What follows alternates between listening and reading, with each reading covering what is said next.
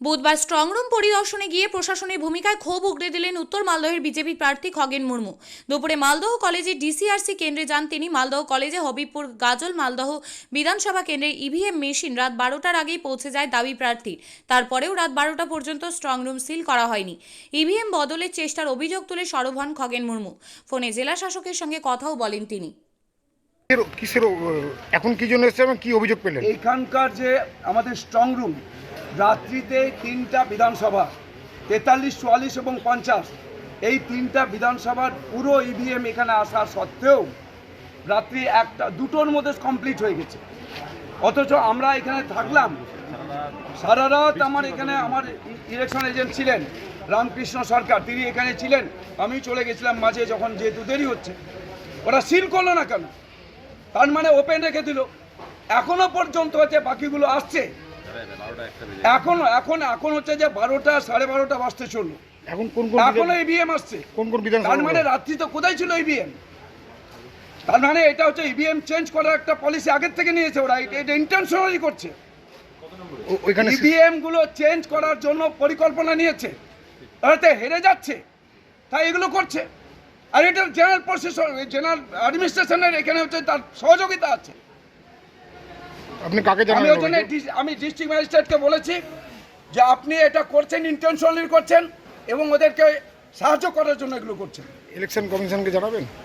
আমরা আমাদের সাইড থেকে যেটা জানাবার আমরা তো জানাবো, কিন্তু আমি জানতে চাইছি আপনারা জানুন না, আপনারা জানার চেষ্টা করুন যে ডিএমকে বলুন আপনি সিল করলেন না কেন? রাত্রিবেলা কেন সিল করলেন না? আপনি স্ট্রং রুম তো সিল করবেন, যেখানে সবটা ইভিএম এসে গেছে। তো আপনি স্ট্রং রুম সিল না করে ওপেন রেখে দিয়েছেন। এখন পর্যন্ত স্টিল ওপেন আছে। ধরুন ওকে, বলুন ওকে, জিজ্ঞেস করুন। উনি আমাকে বলছেন কোঅপারেশন করতে। কি কোঅপারেশন করবো? আপনার সাথে ইভিএম গুলো এদিক ওদিক করার পর কোঅপারেশন করবো। ওভার টেলিফোনে কথা হলো? এখনই কথা হলো ডিএম এর সাথে। কি আশ্বাস দিলেন?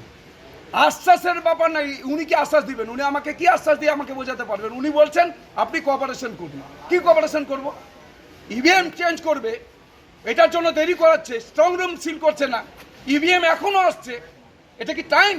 আচ্ছা, রাত্রিতে কি করলো? ইভিএম কোথায় ছিল? কোথায় ঘুমিয়েছিল ইভিএম নিয়ে?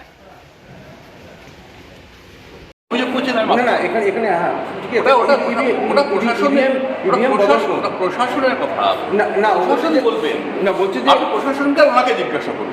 উনি অভিযোগ ফালতু কথায় জবাব দিই না, ফালতু অশিক্ষিততা জবাব দিই না, আমি প্রশাসনকে জিজ্ঞাসা করুন না। বলছি বদল করে দেওয়ার মতো আপনি কেন বলছেন? People like him, they don't know how to talk and what to talk about.